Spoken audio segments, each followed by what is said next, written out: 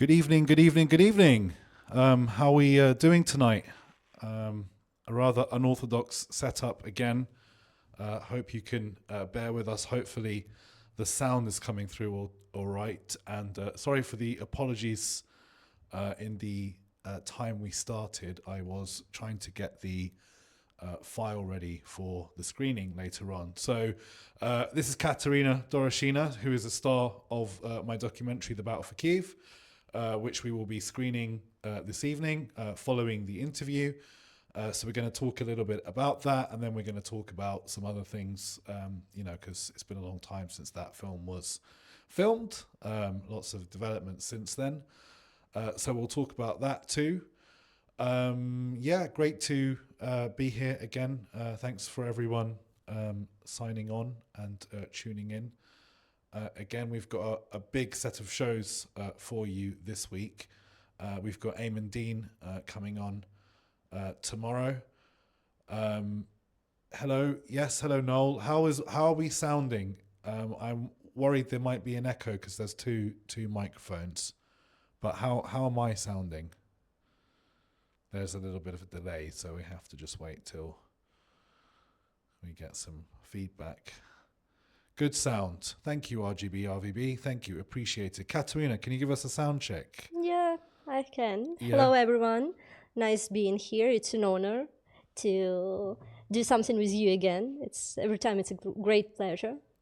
Well, that's very kind of you. Well, good. I guess without further ado, I guess everyone's saying the sound is good. So this time I'm deciding to hold the microphone because Paul was all over the place with it. So I'm going to hold it, and hopefully my sound should be loud enough, and the nice microphone will be used as the main.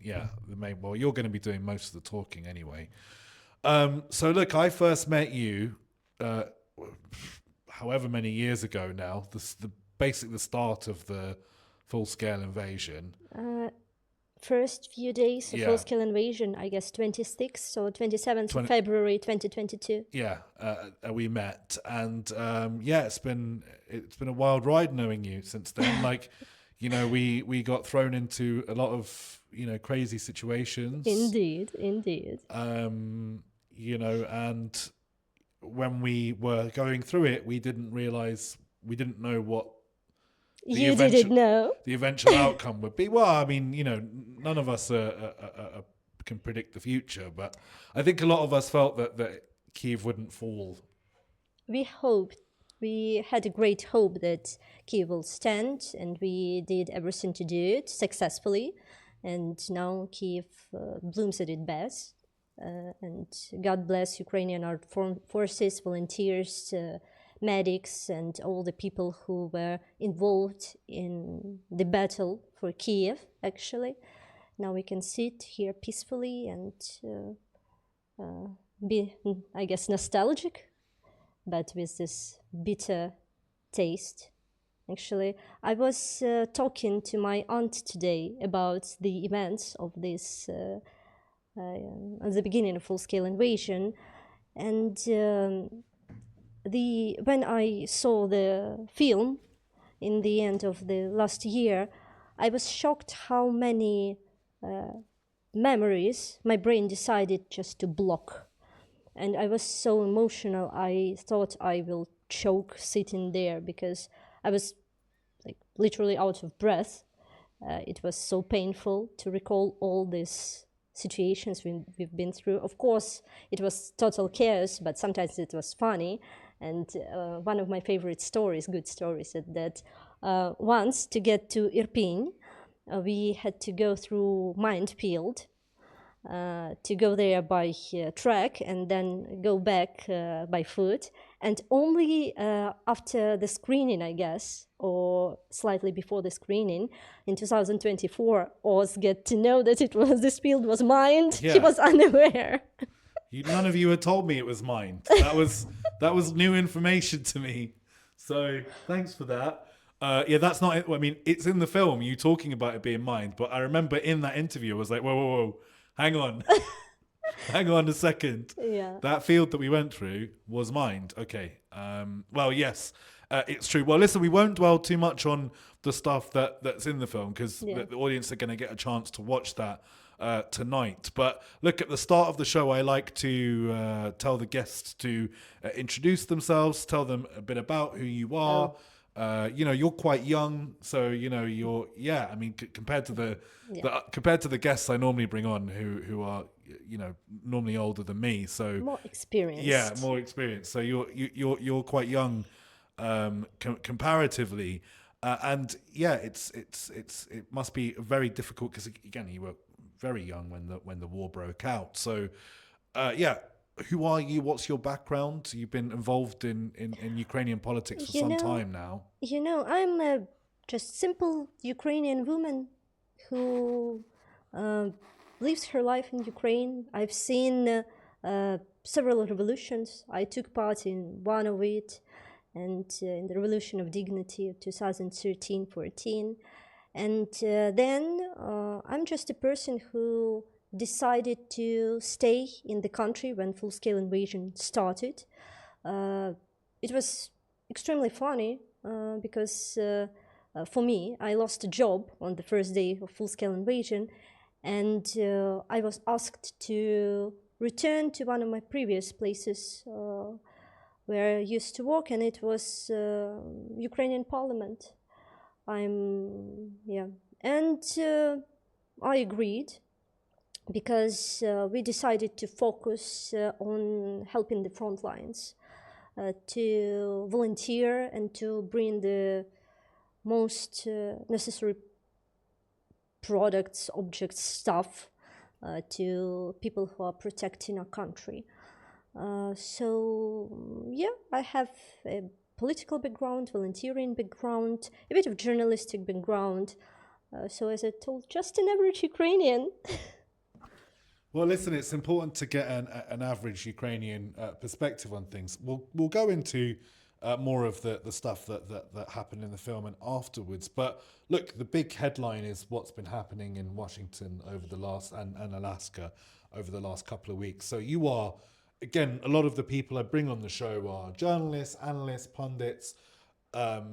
You are the Ukrainian people. You are the voice of them. You are representative of a very, very significant section of political thought in Ukraine. So what's your perspective on what's happened over the last few days? As a Ukrainian, I'm extremely proud to be a part of this nation whose president is not afraid to hold his promises. When Mr. Zelensky was elected in 2019, he claimed that not even a centimeter of Ukrainian land would be given to Russia, and he still holds to this. And as we saw in last few days, he's still standing on this point, and it's such a great relief for all of us who sacrificed so many people we loved, so many years of our life. We dedicated them to saving our country, and we can feel now that he is with us in this.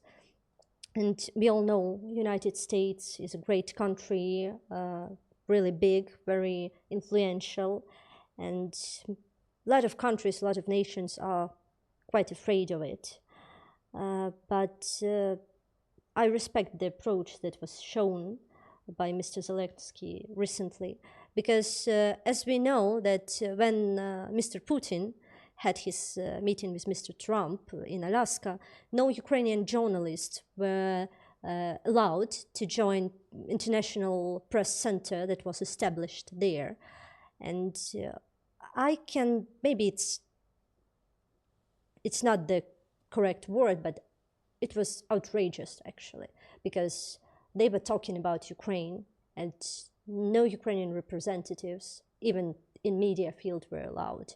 It's not how it should be done. But despite this, we actually got quite intriguing, let's say, results, because as Putin claimed that, oh, just give me the territories are already occupied, and never let Ukraine to get into NATO, and maybe we'll call it a deal. But as we can see after the meeting of Mr. Trump and Mr. Zelensky, everything changed. And God bless European leaders who came to United States to support Mr. Zelensky. This was a team job, and we got these nice results. And Mr. Trump is quite optimistic about the future, and so is Mr. Zelensky. And we are still waiting for further details. But as for now, I want to hope that we might get some pretty good results, because recently, just I guess maybe an hour ago, I got the information that the White House claims that the preparation to one-on-one meeting of Mr. Zelensky and Mr. Putin is already taking place, and the city of this historical event might be Budapest. So we are all having our fingers crossed. Yeah, I personally, I can't see such a meeting taking place. To be honest with you, I don't think it's in Putin's interests. I don't think he wants to do anything like that, especially not on a bilateral basis. I don't think he wants to look Zelensky in the eye. I think he's quite fearful of presenting Zelensky as his equal, because the whole point of the Russian kind of process is to delegitimize him. But again, it's interesting the things that you say, because I think it's really reflective of Ukrainian democracy as well. The last time I saw you was at the protest against the decision by Zelensky to strip the anti-corruption bodies of their independence, subordinating them to the will of the politically appointed Attorney General of Ukraine. And again, I wasn't expecting you to be able to do both, and also be so praising of Zelensky and how he's handled the events of the last couple of weeks. You know, again, it shows the give and take of Ukrainian democracy, is that despite the fact there haven't been elections in a long time, Zelensky has the legitimacy of the people, and when he does something that you don't agree with, you are willing and capable of speaking out against things. So, you know, you've had a lot of misrepresentations of Ukrainian politics in the media in America, especially. So, how do you respond to those kinds of accusations against, say, Zelensky, that he's not holding elections? That how do you feel as a Ukrainian? Are you represented at the moment in government? Again, we're talking about you who's been politically involved with Servant of the People and so on. So you have your perspective, but I think it's still one that is widely accepted here in Ukraine about the current state of the political situation, right? I see, but I need all our viewers, all of you guys, to understand these protests that were taking place from 22nd of July to the 31st, they were not against the government, not against Mr. Zelensky. They were against the law, the decision that was made by the government, both parliament and president. And Ukrainian democracy is really nice. Let's say this. Let's be soft with it, because we were able to have this legal protest in the streets of Kyiv during martial law. It's not just the chaotic protest. It was legally allowed by Kyiv state administration, Lviv state administration. So the government allowed it itself, the protest against the law. This is the real democracy. And you need to understand, there were no violence, no anti-government signs, nothing. We wanted the clear anti-corruption system. We got it. peacefully with the help of communication. A lot of people might say that, oh no, I was there against Zelensky himself, but these are just how do you say it? Individual point of views, and they have right to express it. But the protest itself, its philosophy, is against the law. Mr. Zelensky, as an unlucky person who got the country in the state of war, he has his reputation up and down. He was extremely popular, unpopular, and it will go back and forth multiple times during this situation, because he is cursed to have some unpopular steps to help the country. And we need to face it, and we need to accept it. And he might get the same fate as Mr. Churchill had after the Second World War. And he's most likely to, unfortunately. But still, have you ever tried to rule the country during the full-scale invasion? I don't think so. Yeah, I mean, one thing I will say is you must have been, as a Ukrainian, watching the Oval Office this weekend, yesterday, following the events of the Alaska. You must have been fearful given what happened in the last Oval Office meeting between Trump and Zelensky. So, talk us through that. Did you breathe a sigh of relief when it didn't go like totally terribly? How did you feel following that meeting? If Oval Office is concerned, you never know what to expect, actually, what the mood of the room would be. But this time, I guess, the way they greeted Mr. Zelensky there was already a sign that they are willing to help us. And after the talk Mr. Trump had with Mr. Putin, he made his mind again, and he wants to help again. God bless him. Because we all heard this information that Trump was willing to end meeting with Putin earlier because he was too inflexible about the Donetsk region. But in the contrast of it, Mr. Zelensky was greeted very nicely, very heartwarmingly, and complimented. And I guess it's really symbolic, and it's not an accident that the same journalist complimented his suit, the same one who criticized him the previous time. So I guess it's a political gesture that shows the benevolence of the Oval Office towards Ukraine. I think one of the interesting things, again, and Zelensky joked that journalist was wearing the same suit that he was wearing back then. But I think that as unfortunate as it is with the current political climate in America, that being able to perform like that in front of hostile or people who, right-wing journalists who are particularly hostile towards the Ukrainian cause, as Trump is being convinced and Trump's allies around him are being convinced by the Europeans that those people that on the American right, who are now very influential, as unfortunate as that might be from someone from my perspective, that those people are spoken to in a way that Zelensky does, which is respectful and on their level, and not trying to hector them and talk down to them, which I feel that Zelensky has been able to do in the past as well. He gets an emotional person, and he can have these emotional kind of responses.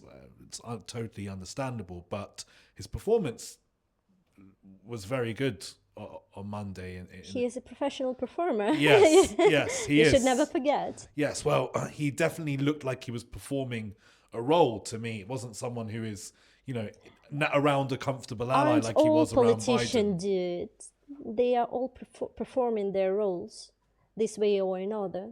It's their curse and blessing at the same time. Sure. I mean, what I mean to say is there's a more natural camaraderie between Zelensky and Merz, or Zelensky and Macron especially. Monsieur Président. Starmer.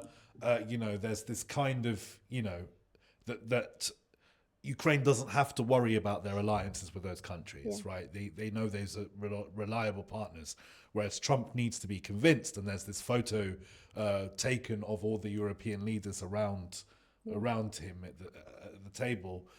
It's very indicative of the situation that we're going through, is they're having to drag this man into understanding of the policy. If Trump is concerned, I guess every time someone talks to him, it's a slippery slope. You're stepping on eggshells. And he gives an impression of a man who is quite easily convinced. And every time he meets someone, Mr. Putin, Mr. Zelensky, other people, he changes his mind after each and every meeting. And it's not making him a reliable partner, ally. So that's why I guess you need to perform, to bring your point of view, to be heard. And when you are heard, he is willing to collaborate, but you need to speak his language. So let's talk about the film and when we met and so on. One of the reviews for the film was by a guy called Mark Kermode, who worked for the BBC reviewing films for many, many years. So a very famous film reviewer in the United Kingdom. And he reviewed it on his podcasts, Kermode and Mayo The Take. And he did this 8-minute review of it. And one of the things that he said about the situation was, it takes you back to the start of the Battle for Kyiv, and he was saying it makes you ask the question, what would I do if I was in that situation where my city was being invaded? And he said, very openly, he's like, I would have done nothing like what those people did. And he said it was extraordinary. And this is, so to some people, to many people, I suppose, watching, they won't understand the decisions that you made, or rather they'll understand them, but they won't be able to put themselves in the mind of someone who made the decision to stay, who made the decision that, because again, when I first met you, it was like day 2, day 3, right? So it was like, we had no idea what day 20 would be like, or day 50 would be like, if there was even going to be, and that's the kind of mindset that you have at the time, I guess. So yeah, from responding to the kind of thing that Mark Kermode said, it's an extraordinary thing to have done what you did. Do you reflect back on that now, and how do you feel about that now? Because again, it's a very different position what we're in today with the Kyiv situation, which was absolutely the most existential point of the conflict so far. First of all, you should understand you will never know how to react until you get into this situation. But actually, I guess me and my whole family, they knew that I was gonna take part in something like this, because I took part in Revolution of Dignity, and this is kind of when we all have this kind of relative that always do some weird stuff and gets into trouble and have some crazy stories. That's me and my family. I'm this entertaining relative, let's say this. But a lot of foreigners that I meet now, they all say that, oh, you're so traumatized. As all Ukrainians, oh, you're so traumatized, poor things.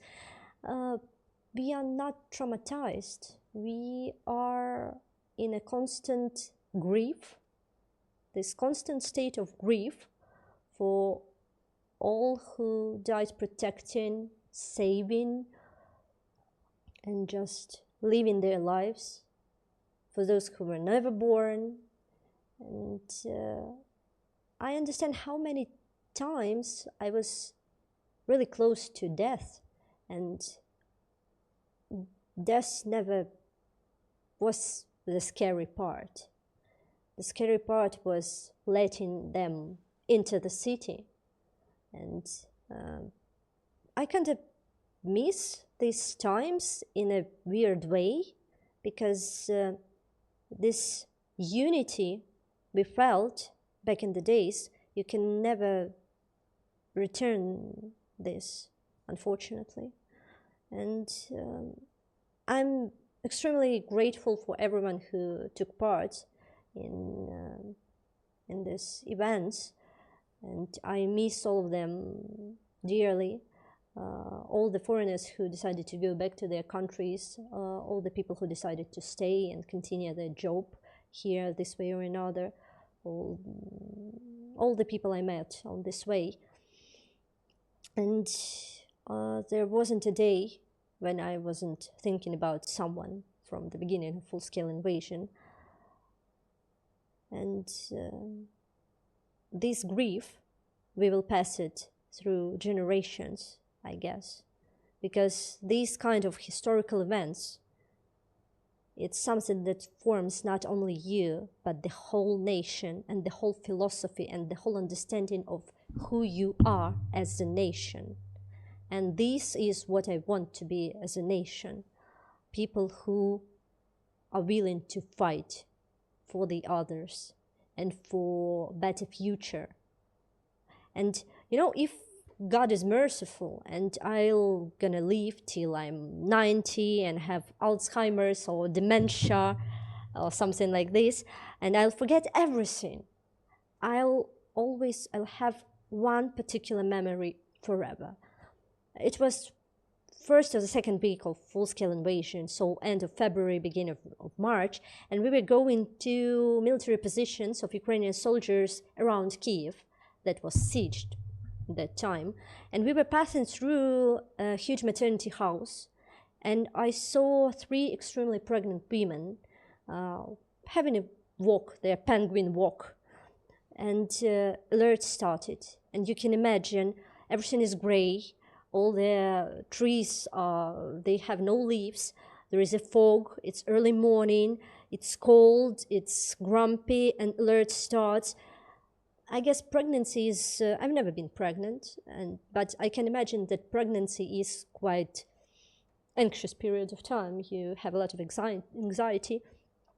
And I remember, and I always feel this feeling and this awful thought that these children, they are not born yet, but all these events already influenced them. And it's the most awful feeling. These children, I hope they are okay and alive and they are gonna turn 4 soon, but it's not the life I want for all the future generations, for the children of my friends, maybe my children, I don't know. But this is what helps me to keep going, these future generations. And I guess I'm not the only one. So you talked briefly about your reaction to the film. Obviously, I interviewed you after the events, but you and I haven't had a proper conversation about your feelings of the film really since then. But I had a premiere in Kyiv, and you came and you saw the film, and you hadn't seen anything of it up until that point. I think maybe you'd seen the trailer, Yeah. but you didn't know what footage was going to be in it. And again, because we were together for quite a while, and you basically stop remembering when someone's got a camera in your face, right? Yeah.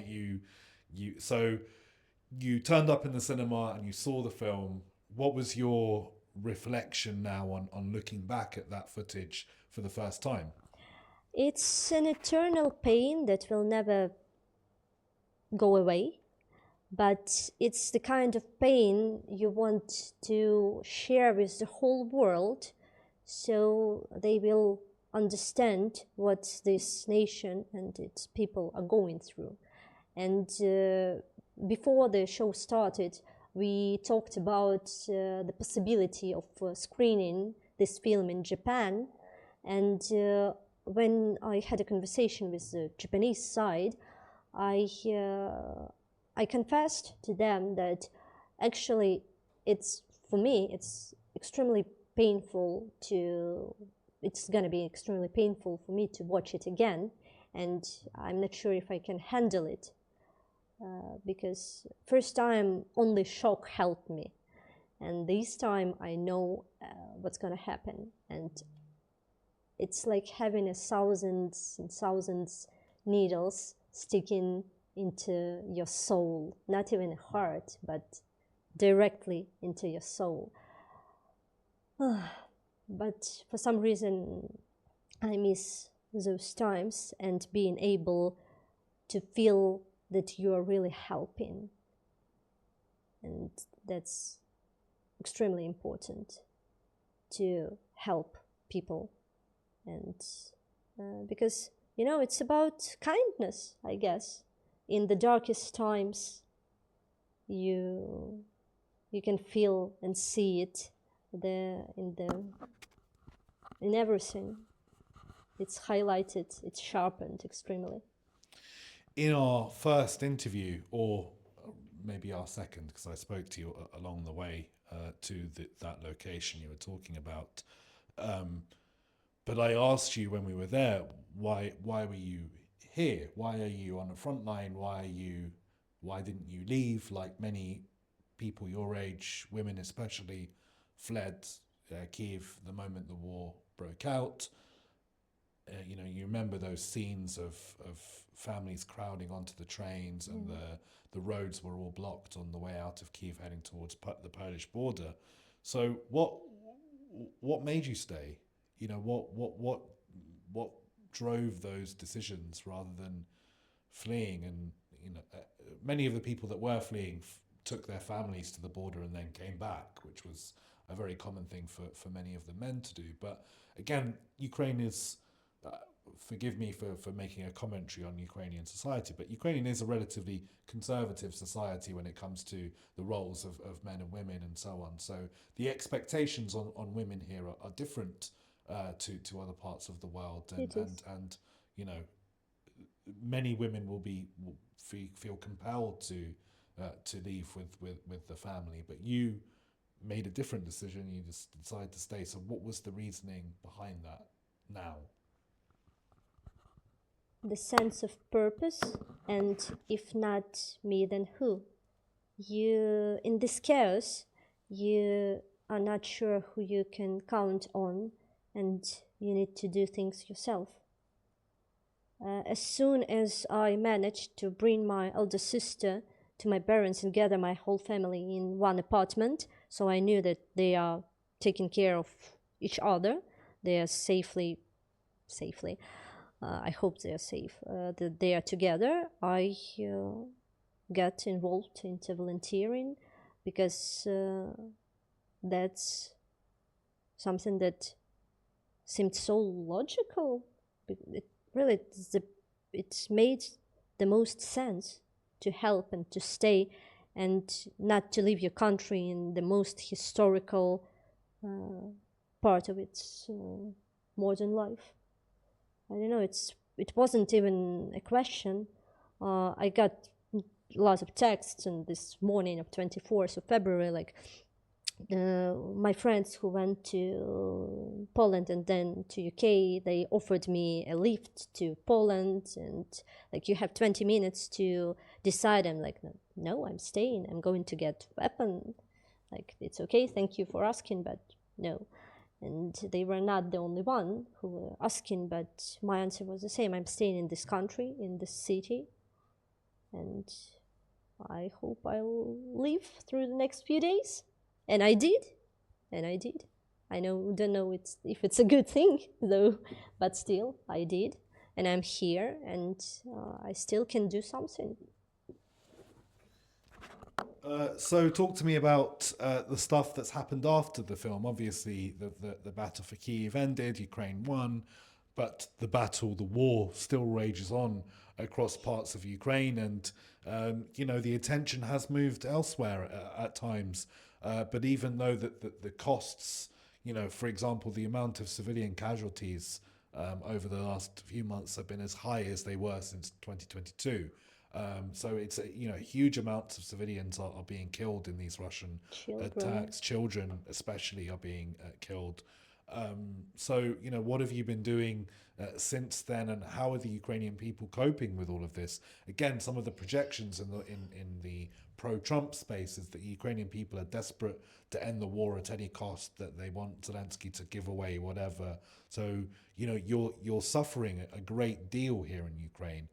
But what is your perspective on that, and what have you been doing personally, but also what are people doing here to get by through everything?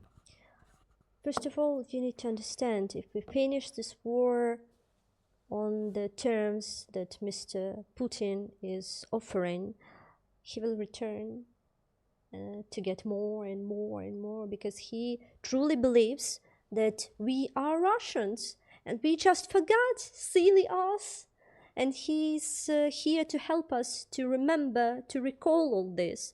And Kyiv is the mother of, there is a saying, Kyiv мать городов русских, Russian saying that Kyiv is the mother of Rus. And you also have Russian family too, don't you? You're not. Yeah, I have some relatives, distant ones, and you need to understand.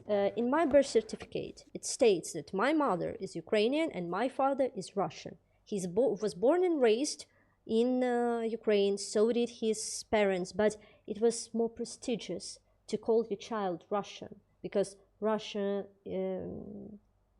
was like the superior nation in Soviet Union. So to get your baby a better life, you just put Russian, and that's it. So, and they had a system where when you finish your university, when you graduate, they can send you all over the country to the Siberia or elsewhere, and you just find someone else, someone there, fall in love, form a family, and you stay there, and your children are now Russian because you decided to live in those Siberian forests. So they did everything to erase their sense of the nation. Everyone should be Russian. That was awful. And now what we are doing, we are reforming, refining this understanding of what it's like to be Ukrainian, what it is, what does it mean, what heritage do we have. Because they claim that a lot of Ukrainian artists, painters, musicians, that they are Russians, but they were Ukrainians. And we need to fight this back too, to show, to teach the Western world that these people are not Russians. We need to bring the evidence. We need to find this information somewhere in archives and to write these huge articles, translate it and present, so that we will be called Russians again. So it's an endless circle. Yeah, you're speaking impassionately about Ukrainian culture being distinct from Russian culture.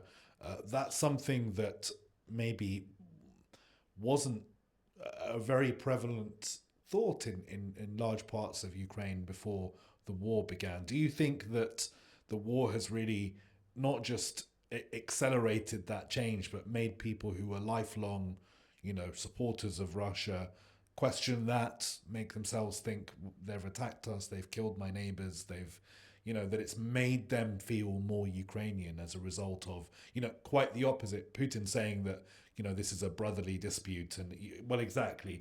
But your face says it all. That's the great thing about an interview, is that you can see what the actual Ukrainian reaction is to being called the brother nation of Russia. But that is something that there are parts of the country that do have a significant, not just Russian speaking, but that were more closely aligned with wanting to go with Russia, at least before the full-scale invasion.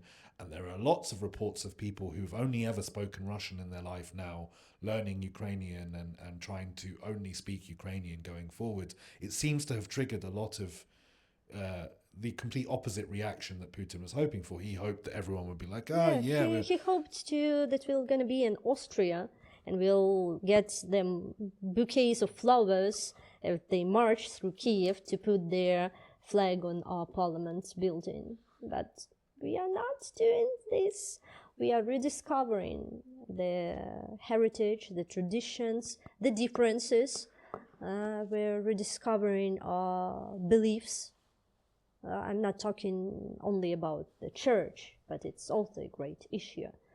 But other beliefs and traditions, more like mystical, because back in the days we had different religions, so it's the other topic. But yeah, a lot of people, they tried to put on this mental Ukrainian suit, on themselves, and they liked it because it fit pretty good. And they were surprised. And as for me, the best example of it is simple social media stuff. We had tons and tons of young Ukrainian women who started producing traditional Ukrainian jewelry. I don't know, some earpieces, neck pieces, and people got really invested in it. And tons of girls want to buy it with the ornaments of the region of Ukraine where their great-grandmother was born in. So on this level, but when it's taking part in these everyday parts of your life, it means it's deep inside our heads. And I'm so incredibly happy that it's got so deep, because we were taught that the real art, real science is elsewhere. When I was a student at university, my first attempt to get bachelor degree, we had a professor who used to tell us from the first year, the real science is in Moscow, in St. Petersburg. That's the real science. Oh yeah, back in my days, I used to go there and studied something in Moscow, additional education, blah, blah, blah. Oh yeah, that was good old days, good science, real brain, big brain energy, and we're like sitting there, 17-year-olds, because we go to universities quite young, right after school, and we are just basically kids, and of course it will influence some of them, because we are just forming the understanding of society, of the nation, and basically at this age your brain is like a sponge, and so it was awful. And it's like everyday life, when you're taught that the neighbor has the greener grass, after 10th time you will believe it. And a lot of people did, but then everything changed, and it was so stupid. So Russia was this close to owning us without the war. 2012, Maidan Nezalezhnosti, Independence Square, the main square in the capital of Ukraine, in Kyiv. The head of Russian church, Orthodox Church, is standing on Maidan. And everyone is like, I don't know, they are dying of excitement. They are so happy to see him. And he's talking about the, I don't know how to say it in English, that these three holy countries of Russia, Belarus, and Ukraine, they should be united. We are the one nation. And everyone's like, yeah, you go, boy. That's our boy. Let's go, guys. And it's crazy. We were allowed by Russian pop culture stage to have Ukrainian songs, pop songs in Ukrainian, and we were okay. They were trying to have us under the control and letting us to do our silly little stuff, and we were living our simple lives. And then the revolution changed everything, and they messed up. They never told their puppet Yanukovych to be more careful, and now we're here. Well, look, so now is the part of the show that I normally throw over to audience questions. We've got to keep it relatively tight tonight because we are going to do a screening of the film. So that'll just be on. I won't be in the background, sort of interrupting and giving you the director's commentary. But I will happily talk afterwards about the film if there are any questions and so on. I am going to make it exclusively on Twitch. So if you're following along on Twitter and you want to watch the film, you will have to go onto Twitch to watch it. It's not going to be on YouTube because you can still rent the film from Amazon Prime, iTunes, the Apple Store, Apple TV, rather, Google Play. It's on those platforms in the UK, in America, in Canada, in Ireland, I believe, the English-speaking part of the world at the moment. It's not on display everywhere, unfortunately, because of I couldn't even begin to explain to you the right situation about why it can't be done at the moment, but I am trying to resolve it. One of the ways I'm trying to resolve it is by showing a screening tonight. So if you haven't followed me on Twitch yet, please do log on to Twitch and follow me, hit the follow button, and check the film out, which is going to be showing for you guys in full, with some commentary afterwards by me. But again, I want to thank Kateryna for coming on the show and giving us her thoughts. You're going to see much more of her tonight. She really is the star of the film. So you're going to see much more of her in the rest of the film. Just again, if there are any final questions, please do let us know. Movie time. See, they're already excited for the movie. Get ready to have your heart broken, actually. It's a sad movie, yeah. Indeed. So look, Kateryna, thank you so much for joining us on the show. It was Really a great appreciated pleasure. it. Yeah. The greatest pleasure, actually. Do you have any final thoughts that you want to share with the audience about maybe the film, about the work that you're doing? You are still doing a lot of advocacy abroad, so talk to me about if you have a message to the audience directly, I guess. I just want to remind you that we are doing our best to protect all of you, because just imagine Ukraine will fall, and it's like two armies that have the real war experience. They will unite and will go and conquer the whole Europe. And that's not what we Ukrainians want. We are trying to protect not only ourselves, but you guys too. And we are really trying our best on all of the levels. So don't be hard on us. We are trying to survive.